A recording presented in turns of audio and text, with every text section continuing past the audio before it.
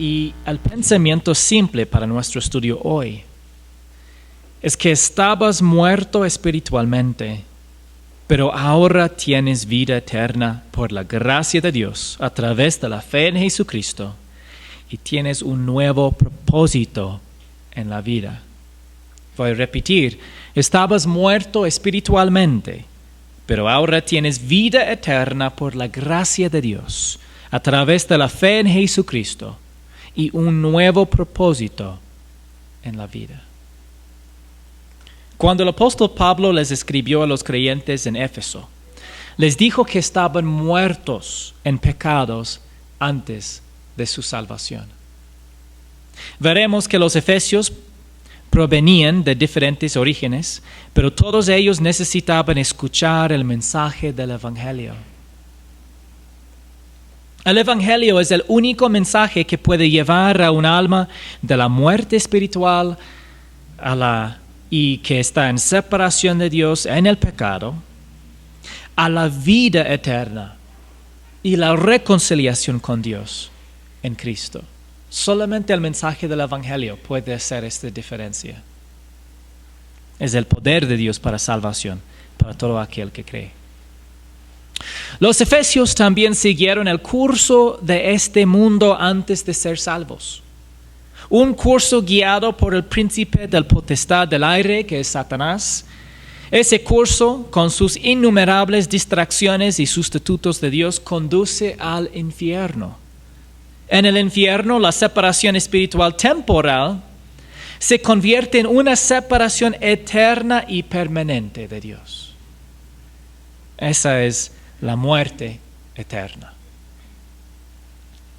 Pero cuando alguien confía solo en Jesucristo para su salvación, su destino cambia eternamente. Se convierte en un hijo de Dios. Sus pecados son perdonados y se convierte en poseedor de toda bendición espiritual en los lugares celestiales en Cristo. Eso es lo que pasó contigo y conmigo por la gracia de Dios cuando creímos en Jesucristo. Todo por su inmerecido favor, su gracia, las riquezas de Dios a costa de Cristo son nuestras. Eso es lo mucho que nos ama el Padre. Nuestro pasaje de hoy nos mostrará que no hay alma a la que Dios no pueda alcanzar con el mensaje del Evangelio. Pero también que para aquellos que han creído y se han salvado, quiere transformarnos de adentro hacia afuera para que reflejemos la semejanza de su Hijo, nuestro Señor, Dios y Salvador, Jesucristo.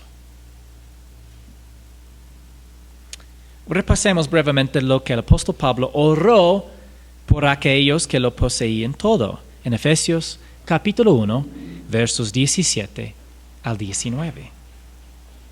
Pido que el Dios de nuestro Señor Jesucristo, el Padre de gloria, les dé espíritu de sabiduría y de revelación en un mejor conocimiento de Él.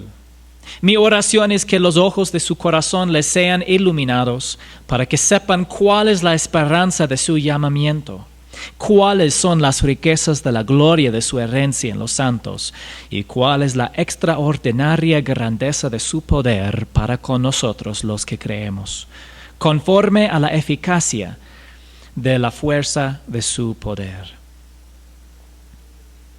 Para aquellos que ya poseen todas las bendiciones espirituales, Pablo oró para que conocieran a aquel que les da esas bendiciones espirituales y oró para que supieran cuáles son esas bendiciones.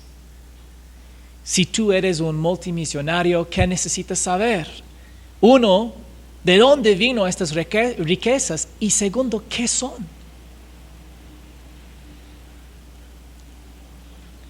Ahora, por favor, abran sus Biblias conmigo en Efesios capítulo 2, verso 1. Y Él les dio vida a ustedes que estaban muertos en sus delitos y pecados, en los cuales anduvieron en otro tiempo según la corriente de este mundo, conforme al príncipe de la potestad del aire, el espíritu que ahora opera en los hijos de desobediencia. Entre ellos también todos nosotros en otro tiempo vivíamos en las pasiones de nuestra carne, satisfaciendo los deseos de la carne y de la mente, y éramos por naturaleza hijos de ira, lo mismo que los demás. Perdón. Esta es una descripción de toda la humanidad antes de la salvación. Estaban muertos en sus delitos y pecados. ¿Está hablando el apóstol Pablo de muerte física o espiritual? Espiritual, muerte espiritual. Todo creyente en Cristo puede mirar atrás y decir: antes de mi salvación estaba espiritualmente muerto. De la misma manera que en Cristo es una preposición que el apóstol Pablo usó para hablar de identificación y posición espiritual. Asimismo, en pecados se refiere a posición espiritual ante Dios. Antes de la salvación estábamos asociados con nuestros pecados. Después de la salvación estamos asociados con el Hijo de Dios. Antes éramos vistos por Dios como en delitos y pecados, y después de la salvación somos vistos por Dios como en el amado. Pecados en los cuales anduvieron en otro tiempo. Los seres humanos no solo son pecadores por nacimiento y por naturaleza, también son pecadores por elección. Todos hemos andado en pecado, hemos vivido en pecado. A diferencia del humanismo que sugiere que el hombre es inherentemente bueno y su entorno es lo que lo corrompe, la palabra de Dios dice que el hombre es inherentemente pecador y que corrompe su entorno.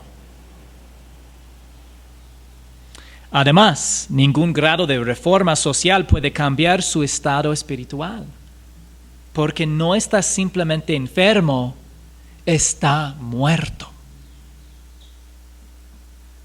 Según la corriente de este mundo. Todos los incrédulos están en el camino ancho que conduce a la destrucción. Y ya sean inmorales, morales o religiosos, su pensamiento se ajusta al mundo que se opone a la verdad de Dios. Conforme al príncipe de la potestad del aire. ¿Quién es el príncipe de la potestad del aire? Satanás. Satanás es el príncipe de la potestad del aire. El espíritu que ahora opera en los hijos de desobediencia. El espíritu del mundo trabaja continuamente en aquellos que se caracterizan por la desobediencia. Hijos de desobediencia quiere decir que son caracterizados por eso y llevan eso de naturaleza. ¿Por qué el mundo rechaza cada vez más a Dios? ¿Por qué la filosofía que se enseña en las escuelas y universidades enseña cada vez más argumentos contra Dios, contra absolutos morales y contra la existencia de la verdad objetiva? ¿Por qué la humanidad clama por la unidad global a expensas de la libertad individual y nacional? ¿Por qué tenemos una sociedad que busca la trascendencia del intelecto y la fuerza humanos? La respuesta se debe al espíritu que ahora opera en los corazones de los incrédulos. Son las prioridades de Satanás en el mundo. Entre ellos también nosotros, todos nosotros, en otro tiempo vivíamos en las pasiones de nuestra carne, satisfaciendo los deseos de la carne y de la mente. Todo creyente puede mirar hacia atrás y decir, una vez viví entre incrédulos en la esclavitud de la naturaleza pecaminosa. El apóstol Pablo dice que en otro tiempo vivíamos, plural, primera persona plural, por lo que no tiene en mente pecados específicamente inmorales. Cuando leemos las pasiones de nuestra carne, generalmente pensamos en pecados inmorales. Pero Pablo era un hombre muy religioso antes de ser salvo. Y de acuerdo con la interpretación farisaica de la ley, era irreprensible. Pero todavía estaba espiritualmente muerto antes de confiar en Cristo. En ese estado de muerte espiritual, complació los pensamientos y acciones de la naturaleza pecaminosa, incluso como un incrédulo moral. Y éramos por naturaleza hijos de ira, lo mismo que los demás. Hijos de ira habla de que hemos estado asociados con la ira. Antes de la salvación, la ira de Dios permaneció sobre nosotros. Como dice en Juan 3:36, el que cree en el Hijo tiene vida eterna, pero el que no obedece al Hijo no verá la vida, sino que la ira de Dios permanece sobre él. Una traducción alternativa para no obedece al Hijo es no cree al Hijo. Y la palabra en griego apeitho puede tener cualquiera de las dos traducciones. En el contexto tiene más razón. Estamos hablando de no creer en el Hijo para recibir la vida. Cuando creemos en el Hijo, recibimos la vida eterna, pasando de la muerte espiritual a la vida espiritual. Y en lugar de estar bajo la ira de Dios, estamos bajo sus alas de protección y bendición. Entonces, ¿cómo se salvaron los efesios y cómo se fundó su iglesia? Les dije cuando comenzamos el estudio de Efesios que llegando al capítulo 2 ya íbamos a ver en Hechos, capítulo 19, cómo fue fundado esa iglesia. Entonces, por favor, vayan conmigo en sus Biblias a Hechos, capítulo 18 y comenzando en verso 19. Llegaron a Éfeso y dejó ahí a Priscila y Aquila. Y entrando Pablo a la sinagoga, discutía con los judíos. Cuando le rogaron que se quedara más tiempo, no consintió, sino que se despidió de ellos diciendo, volveré a ustedes otra vez si Dios quiere. Y embarcándose se fue de Éfeso. Primero, ¿dónde estaba ubicado Éfeso? Aquí es una mapa y pueden ver lo que hoy día es el país Turquía. Eso en el tiempo del apóstol Pablo era Asia o Asia Menor. Fue una provincia del Imperio Romano. Y aquí en Turquía, o más bien en Asia, aquí en la costa oeste vemos Éfeso. Éfeso. Aquí al otro lado es Grecia en el sur, Corinto, y más arriba Macedonia. Entonces, pero aquí vemos el lugar donde se ubicaba Éfeso. ¿Cómo era esa ciudad? Bueno, Éfeso fue una de las ciudades más grandes del Imperio Romano.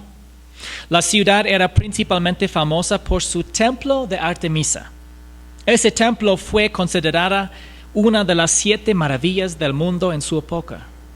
Como resultado, Éfeso se llenó de personas que adoraban a la diosa falsa Artemisa. Mucha gente también practicaba la brujería y la hechicería. Entonces, el apóstol Pablo fue a la sinagoga en Éfeso y discutía con los judíos. ¿Qué es una sinagoga? Es un lugar en las comunidades judías para adorar a Dios y estudiar las escrituras del Antiguo Testamento, que ellos se referían como la ley o la ley y los profetas. Donde quiera que iba Pablo visitaba estos lugares comunes de adoración para los judíos y razonaba con sus líderes. Cuando un líder judío se convirtió en un creyente en Jesucristo, fue un testigo eficaz de Cristo porque ya conocía las Escrituras. Es una cosa que muy a menudo olvidamos cuando leyendo el libro de Hechos. Y parece que llegó el apóstol Pablo y edificó, o más bien fundó, una iglesia dentro de unos meses, a veces un año nomás, y ya se fue a otro lado. Y misioneros hoy en día a veces sienten presionados de hacer lo mismo. Pero lo que olvidamos es que él primero comenzaba compartiendo con judíos y generalmente había un núcleo de judíos que eran ya salvos, conocían todo el Antiguo Testamento y eran maestros de la Biblia, ahora con un mejor entendimiento de Jesús, que podían también ayudar como líderes en esas iglesias. En Corinto, el líder de la sinagoga, Crispo, fue convencido por Pablo de que Jesús es el Mesías. Es decir, prácticamente él llegó a una sinagoga que ya tuvo pastor, no era pastor, era líder y anciano, pero el apóstol Pablo convenció a ese hombre que Jesús es Cristo. Entonces, ya convencido, él también salió de la sinagoga y el próximo líder de la misma sinagoga, Sóstenes, también después se hizo también creyente y tuvo dos líderes de un pueblo de gente que ya conocieron la Biblia, que ya guiaron y eran líderes en una iglesia gentil, que era principalmente lleno de gente gentiles, que no sabían casi nada de la Biblia, pero ya tenían maestros que conocieron bien el Antiguo Testamento. Perdón. En Éfeso, los judíos de la sinagoga querían escuchar más, pero Pablo no pudo quedarse mucho tiempo en su primera visita.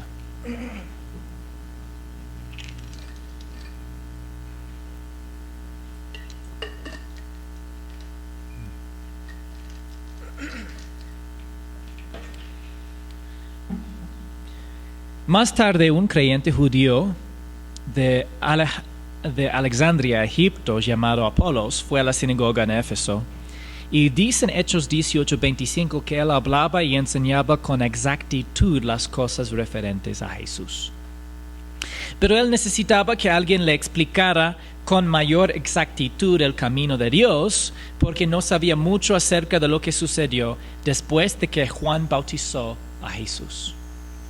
Priscila y Aquila le enseñaron a Apolos en privado más sobre Jesucristo, y luego Apolos fue a Acaya para ayudar a los nuevos creyentes ahí. Por los padres y madres de familia y los creyentes en Jesucristo que son casados, quiero presentarles que Priscila y Aquila son un muy buen ejemplo para matrimonio. ¿Y qué vemos aquí? Que los dos conocieron muy bien la palabra de Dios y compartieron los ministerios, aunque obviamente de diferentes formas. Mientras Apolos estaba en Corinto, Pablo, después de haber recorrido las regiones superiores, llegó a Éfeso. Esto ahora es su segunda visita a Éfeso. Y encontró a algunos discípulos y les preguntó: ¿recibieron el Espíritu Santo cuando creyeron? Ellos le respondieron: no, ni siquiera hemos oído si hay un Espíritu Santo. Aquí cuando dice si hay un Espíritu Santo, hay algunos maestros que explican que probablemente esto quiere decir que ni siquiera hemos oído si hay un don o recepción del Espíritu Santo, no que existe el Espíritu Santo. Siendo discípulos de Juan, es muy improbable que no sabían que existe, pero sí es posible que no sabían que ya creyentes estaban recibiéndolo. Entonces Pablo les preguntó: ¿en qué bautismo pues fueron bautizados? En el Espíritu de Juan, contestaron ellos. Recuerden que sí, Juan dijo a sus oyentes que vendría el Mesías y que el Mesías también bautizaría con el Espíritu Santo. Que, bueno, sigue diciendo en verso 4, y Pablo les dijo: Juan bautizó con el bautismo de arrepentimiento, diciendo al pueblo que creyeran en aquel que vendría después de él, es decir, en Jesús. Al oír esto, fueron bautizados en el nombre del Señor Jesús. Cuando Pablo les impuso las manos, vino sobre ellos el Espíritu Santo, y hablaban en lenguas y profetizaban. Eran en total unos 12 hombres. Bueno, primero, ¿por qué les preguntó el apóstol Pablo si recibieron el Espíritu Santo cuando creyeron? Era normativo que los creyentes recibieron el Espíritu Santo en el momento de la salvación, como lo es hoy. El resto de los creyentes en Éfeso recibieron el Espíritu en el momento en que creyeron en Cristo. Como leemos en Efesios 1:13, en Él, en Cristo, también ustedes, después de escuchar el mensaje de la verdad. ¿Cuál es este mensaje? El evangelio de su salvación. Y habiendo creído, fueron sellados en Él, en Cristo, con el Espíritu Santo de la verdad. Lucas registró ocasiones especiales de grupos de creyentes que recibieron el Espíritu Santo, y cada uno de ellos fue diferente. Los judíos en Jerusalén recibieron el Espíritu Santo el día de Pentecostés. Los samaritanos recibieron el Espíritu Santo cuando Pedro les impuso las manos. La casa de Cornelio recibió el Espíritu Santo mientras Pedro solamente predicaba. Y los discípulos de Juan recibieron el Espíritu cuando Pablo les impuso las manos. Las diferencias entre cada uno de estos eventos sugieren que no eran normativos. Y en sus epístolas, el apóstol Pablo dice que todo creyente es sellado y bautizado por el Espíritu en el momento de la fe en Cristo. Como en Gálatas 3, 26 al 28, pues todos ustedes son hijos de Dios mediante la fe en Cristo Jesús. Porque todos los que fueron bautizados en Cristo, es el mismo momento de fe en Jesucristo, de Cristo se han revestido, son identificados con Él. No hay judío ni griego, no hay esclavo ni libre, no hay hombre ni mujer, porque todos son uno en Cristo. Ya no hay las distinciones de identidad que antes tuvimos como lo más importante ante Dios. Aunque de verdad todavía tú puedes ser judío o griego, tú puedes ser mestizo o quichua, tú puedes ser extranjero o de algún país lejos, esto ya no es la forma en que Dios te ve y no debería ser la forma principal en que ves a sí mismo. Ni esclavo, ni libre, ni hombre, ni mujer, sino unidad espiritual en Cristo Jesús. Ahora vemos principalmente al mundo como perdidos y salvos, en Adán y en pecado, o en Cristo, en Dios. Entonces no debemos pensar que es necesario que un apóstol imponga sus manos sobre nosotros para recibir el Espíritu, como fue el caso de los 12 discípulos de Juan. Los 12 discípulos de Juan fueron rebautizados, probablemente porque no fueron regenerados cuando fueron bautizados por primera vez. Pablo les instruyó a creer en Jesús, por lo tanto, probablemente no fueron salvos. Y esta es la razón que necesitaban escuchar eso del apóstol Pablo y también ser bautizados. El mensaje inicial de Juan se extendió por todas partes. Como resultado, algunos de sus seguidores fuera de Judea no sabían que él presentaba públicamente a Jesús como el Mesías. Ese fue el caso de estos 12 hombres. Seguimos leyendo. Pablo entró en la sinagoga y por 3 meses continuó hablando abiertamente, discutiendo y persuadiéndoles acerca del reino de Dios. Pero cuando algunos se endurecieron y se volvieron desobedientes, hablando mal del camino ante la multitud, Pablo se apartó de ellos llevándose a los discípulos y discutía diariamente en la escuela de Tirano. Esto continuó por 2 años, de manera que todos los que vivían en Asia oyeron la palabra del Señor, tanto judíos como griegos. Había personas en la sinagoga que se hicieron discípulos y con ellos se reunió en la escuela de Tirano después de salir de la sinagoga. Aunque muchas iglesias se reunieron en los hogares, la iglesia de Éfeso se reunió en una escuela. Esto sí es importante porque a veces escucho a la gente decir que no deben reunir en un lugar arrendado para la iglesia. Saben decir, solamente debería reunir en los hogares porque se encuentran muchos hogares donde reunieron en la Biblia. Pero la iglesia que tuvo más efecto en el mundo comenzó y reunió en una escuela, es decir, un lugar grande donde podían reunir mucha gente para aprender la palabra y también para hablar con gente que eran perdidos. Y desde ahí esparció la voz sobre todo Asia, en este caso estamos hablando de Turquía, y en este tiempo creen muchos maestros que fue fundada otras iglesias en otras regiones que encontramos en Apocalipsis capítulos 2 y 3, las 7 iglesias de Asia Menor. Muchas de ellas probablemente eran fundadas también en este mismo tiempo que el apóstol Pablo estaba enseñando desde Éfeso. Y vemos que llegó hasta no solamente judíos, sino también griegos. Dios hacía milagros extraordinarios por mano de Pablo, de tal manera que incluso llevaban pañuelos o delantales de su cuerpo a los enfermos, y las enfermedades los dejaban y los malos espíritus se iban de ellos. ¡Wow! ¿Cuál fue el propósito de estos milagros?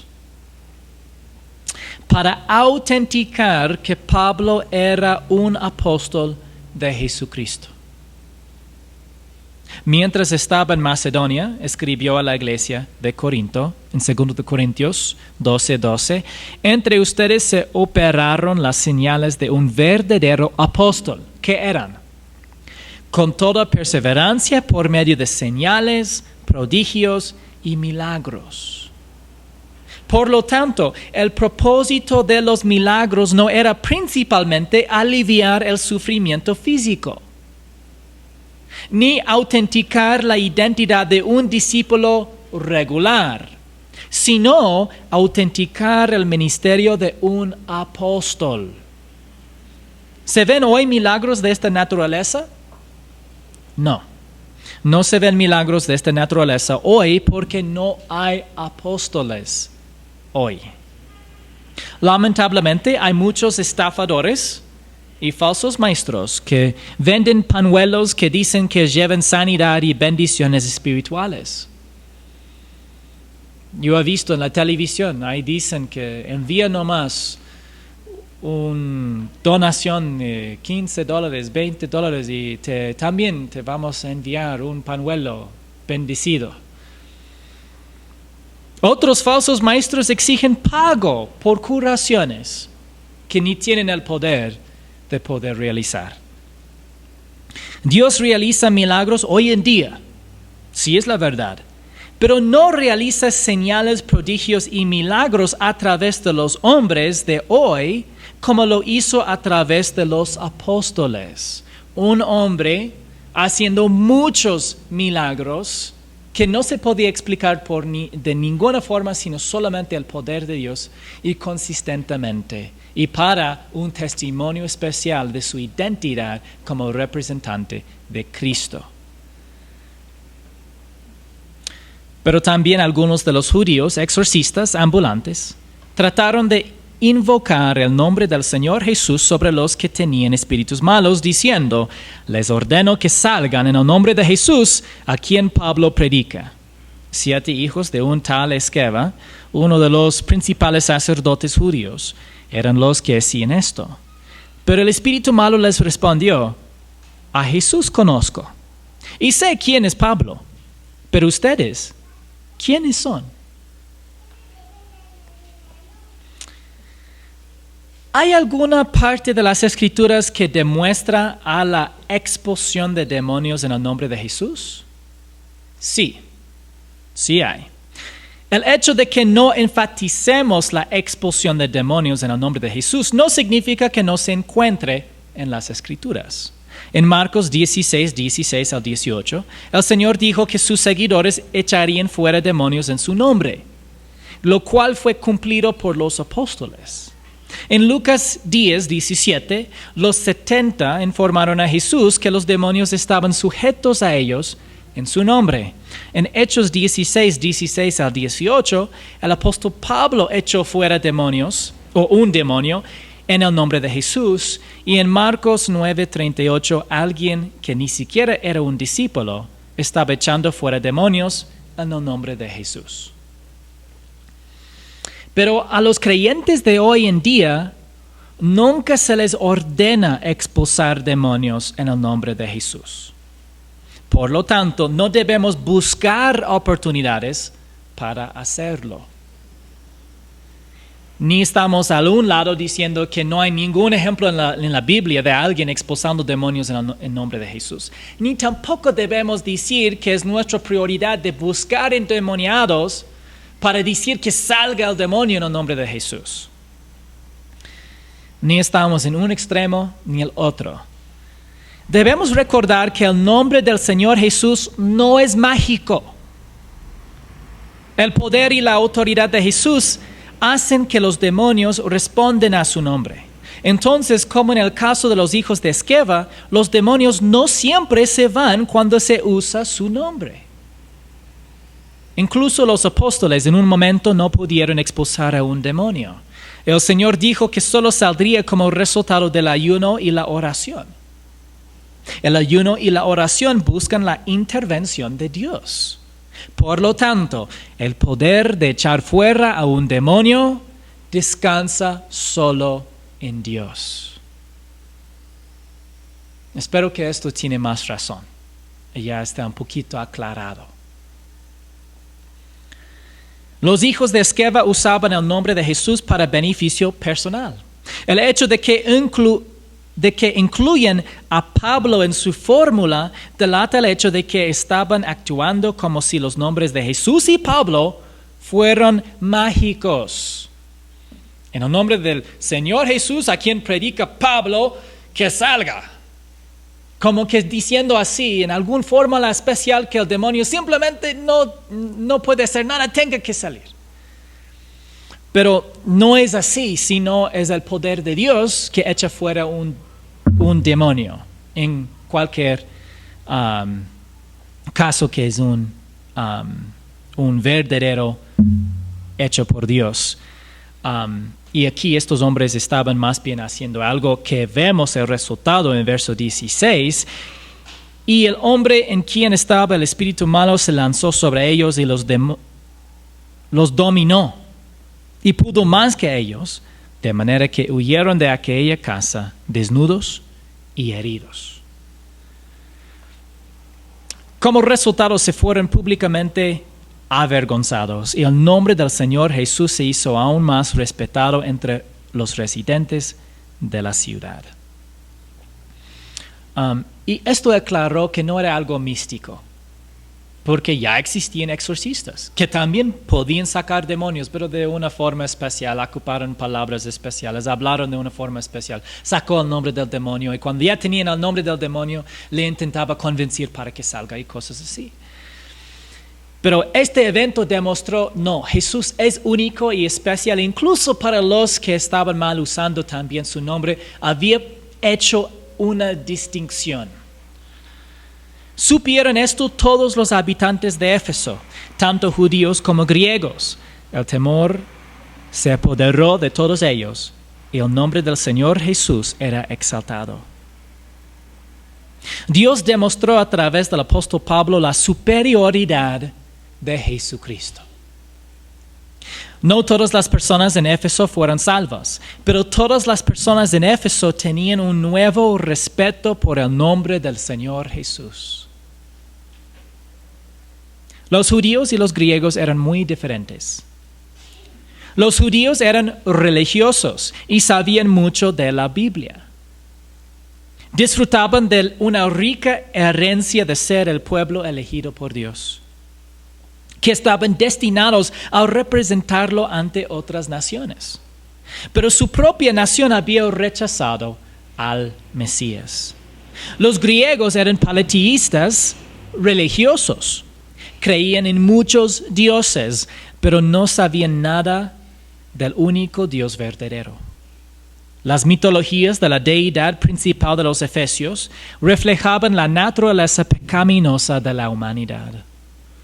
No tenían promesas divinas ni esperanza de redención. Estas personas estaban espiritualmente muertas antes de confiar en Cristo. Otra vez, como vimos en Efesios 2, 1 al 3.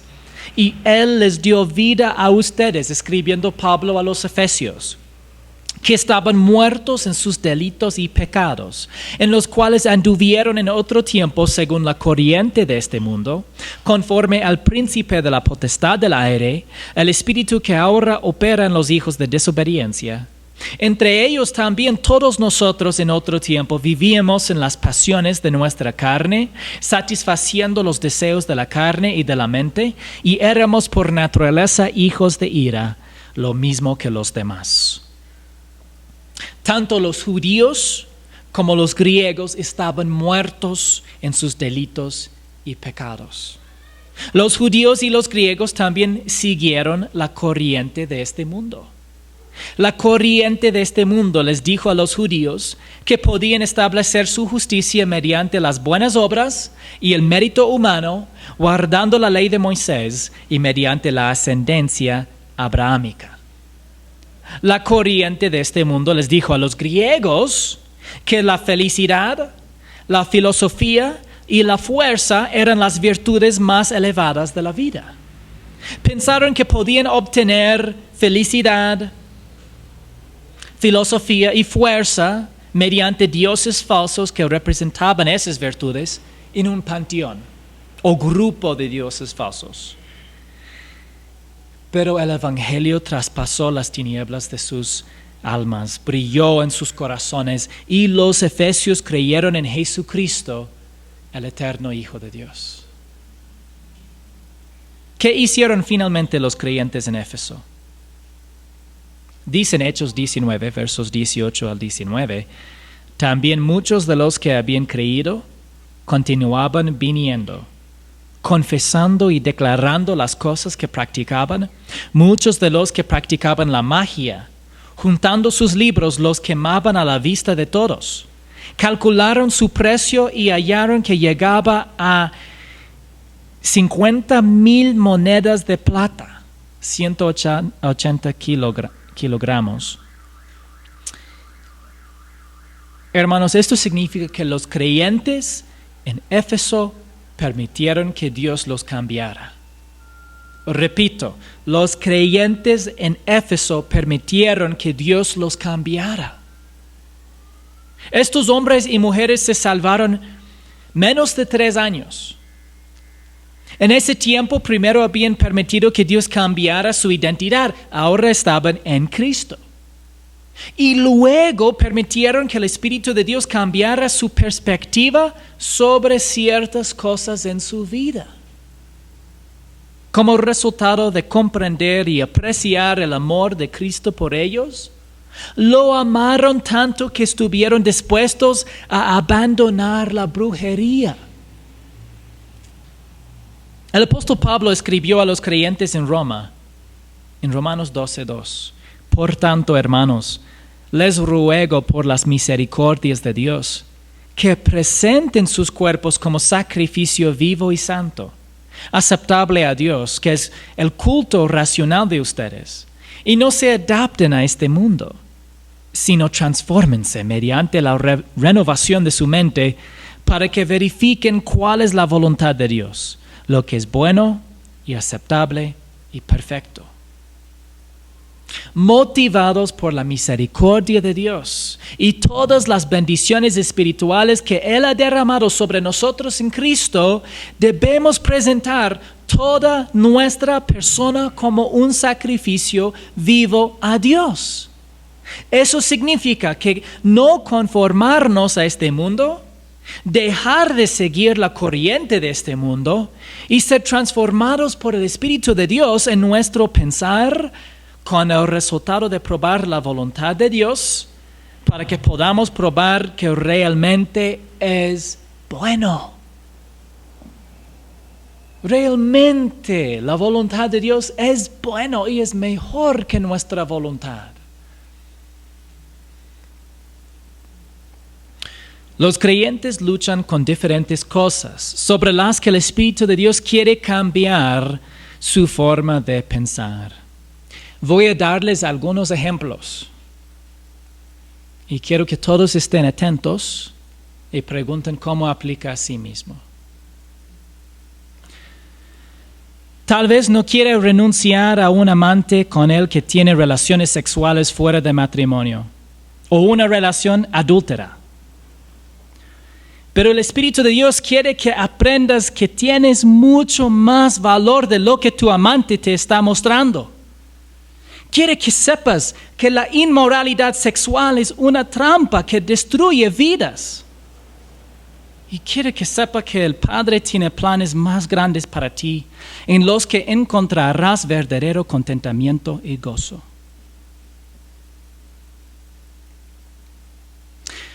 Tal vez no quieras renunciar a los rituales religiosos sin sentido, que la familia y la comunidad te presionen a mantener.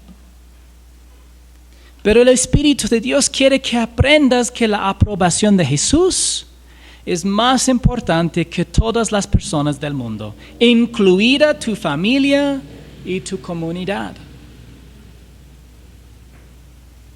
Tal vez no quieras dejar de adorar al sol y a los muertos, pero el Espíritu de Dios quiere que aprecies al único Dios verdadero con tanto celo que ya ni siquiera puedes imaginarte fingir que la creación de Dios es digna de adoración, sino solamente Dios mismo. Tal vez no quieras dejar de visitar a los supuestos curanderos que practican la brujería. Pero el Espíritu de Dios quiere que odies lo que Dios odia. Y el demonismo que subyace a la brujería es una gran ofensa para Dios. Hay otros desafíos más sutiles. Tal vez te atraiga el humanismo, que ve la bondad humana y la capacidad de mejorar el mundo sin Dios como la meta más alta. Y es una tentación de decir, sí, vamos a mejorar la sociedad, vamos a transformar el mundo y mediante el esfuerzo humano que nosotros vamos a tener ya un mundo lindo y mejor, aunque sea con o sin Dios. Tal vez se sienta tentado por el materialismo que valora las posesiones, el dinero y el trabajo más que la palabra de Dios y la iglesia local. Tal vez estás enfrentando esta prueba, esta lucha. Voy a poner la palabra de Dios antes que dinero y trabajo. Es una lucha, pero es una pregunta. O tal vez para usted es un desafío anteponer la palabra de Dios a la escuela, colegio, universidad o incluso a los deportes. Tal vez cuando te llaman a jugar, tú sientes tanta presión que decides que es mejor de jugar que aprender la palabra y reunir en la iglesia local. Tal vez cuando hay desafíos de estar fiel, aunque hay prioridades en escuela o universidad, tú sientes que no hay opciones con el mundo, solamente hay opciones con Dios. ¿No debería ser al revés? Ningún creyente llegará al cielo y dirá, ay, desearía haber pasado más horas en el trabajo. Desearía haber estudiado más en la escuela. O desearía haber jugado un partido más de fútbol. No es que esas cosas sean malas. Pero nadie va a llegar al cielo y decir que eran más importantes. Si lo permite, querido creyente, el Espíritu cambiará su forma de pensar en cada uno de estos temas. de modo que se someta al plan y propósito de Dios voluntariamente por amor a su Salvador. A veces yo escucho a los creyentes decir que no se puede obligar las cosas de Dios. Y la verdad es que el pastor no obliga nada, porque ustedes la única razón que están reunidos es por fe.